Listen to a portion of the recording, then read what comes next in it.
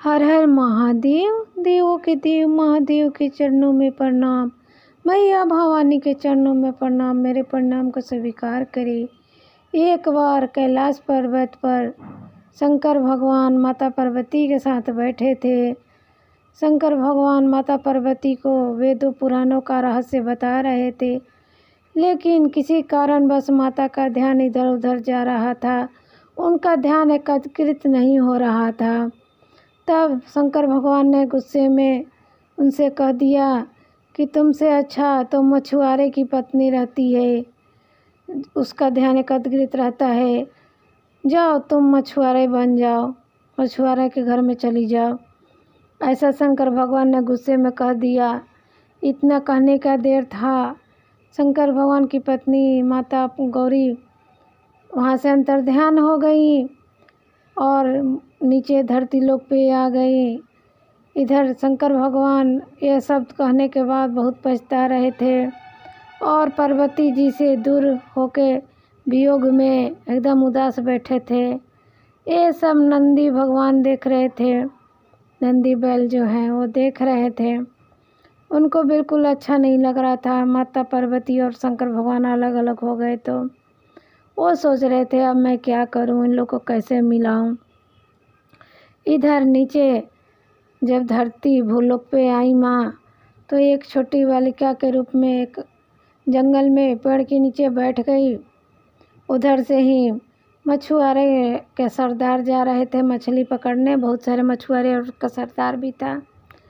जब मछुआरे के सरदार ने देखा कि यहाँ एक बालिका बैठी है वृक्ष के नीचे, तो उन्होंने जाके पूछा कि बालिका तुम कहाँ से आई हो, यहाँ अकेले क्यों बैठी हो। तो पार्वती माता ने कुछ जवाब नहीं दिया।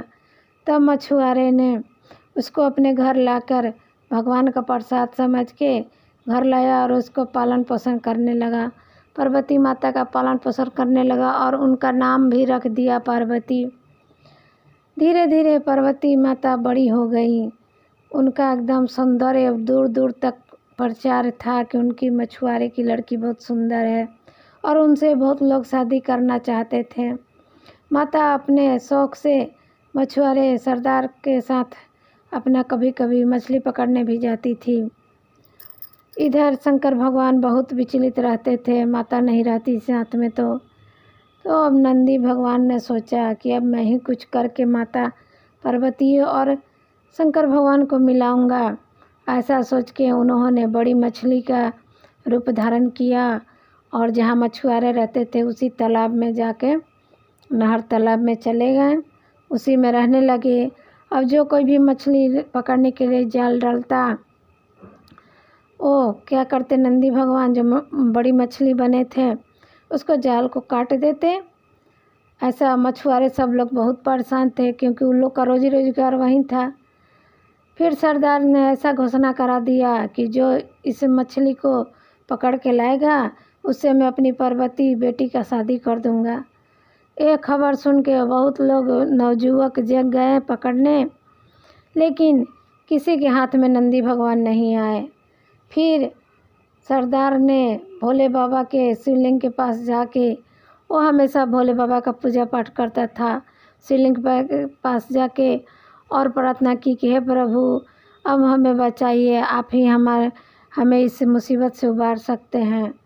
तो ऐसा होने के बाद भगवान ने एक युवक का रूप धारण करके आए, वो भी धरती लोक पे, और आके और जब जाल फेंका तो उसमें नंदी भगवान तो फंस गए, क्योंकि वो तो यही चाहते थे। जब नंदी भगवान फंस गए और पकड़ लिए, तब सरदार ने कहा कि आपने हम लोग को जीवन दान में दे दिया है, मांगिए आप क्या मांगते हैं। लेकिन भोले बाबा क्या मांगेंगे। सरदार ने फिर अपने कथनानुसार अपनी बेटी पार्वती का शादी उनसे शंकर भगवान जो युवक के रूप में थे कर दिए और वो दोनों को विदा कर दिए। फिर नंदी भगवान ने अपना असली रूप धारण किया और दोनों को अपने पीठ पे बैठा के स्वर्ग लोक आ गए। अपना हंसी खुशी रहने लगे। हर हर महादेव, हर हर महादेव। तो माता पार्वती और शंकर भगवान दोनों एक साथ ही रह सकते हैं, अलग अलग वो भी नहीं रह सकते हैं।